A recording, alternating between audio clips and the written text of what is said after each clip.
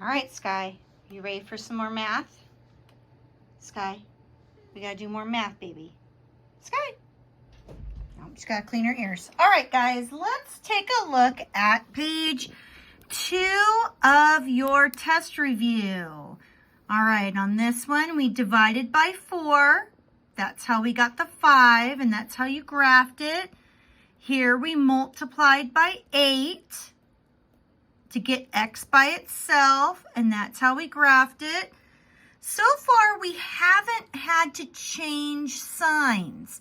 And changing signs is when we change the direction of the inequality. We'll talk about that.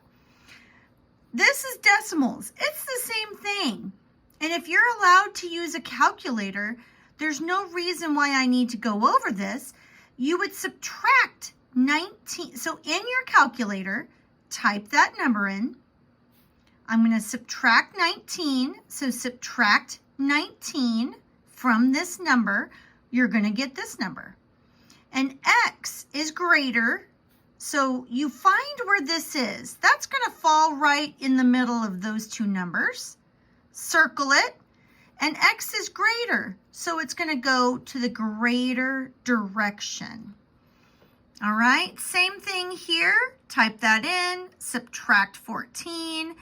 This is how you should get your answer. Remember for the test, you have to write this and this. You can't just do one or the other. You have to do both. So make sure, we've talked about that many times. So I want to make sure you know these are both the answer. Let's further look at these. These are multi-step ones. So if I have 4n minus 2 is less than or greater to 18.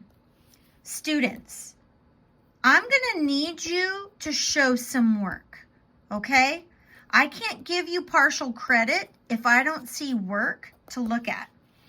So when I'm looking at this problem, the very first step is to move the constant, the number that's not, you see how that's kind of connected? The 2 is separated by this subtracting sign.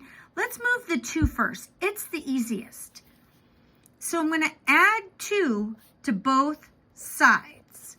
I get 4n is less than or equal to 20. I'm going to then divide by 4. That makes that a 1. N is less than or equal to 5. And I like boxing my answer because I never wanted a teacher not to know where my answer was. So that's why I do it.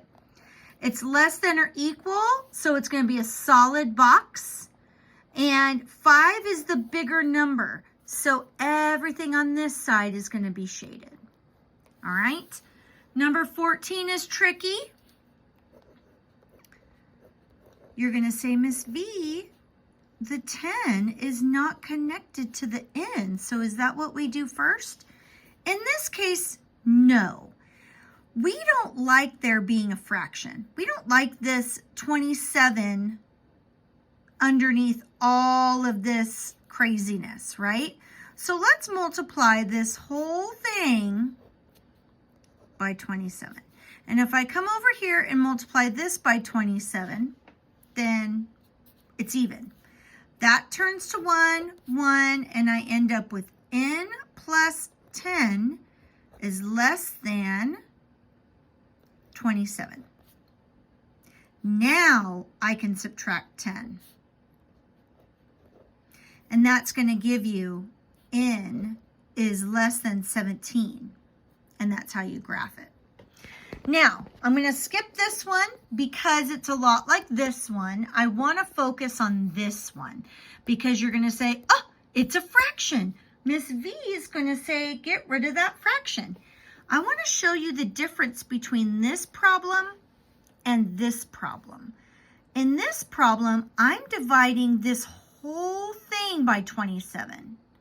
That's why I can multiply it by 27 to get rid of it. In this case, I'm only dividing the p by 10. So I need to move him first. Do you see the difference? This versus this. In this problem, that 27 has to go first. But in this problem, the 10 has to go, this 10 has to go first.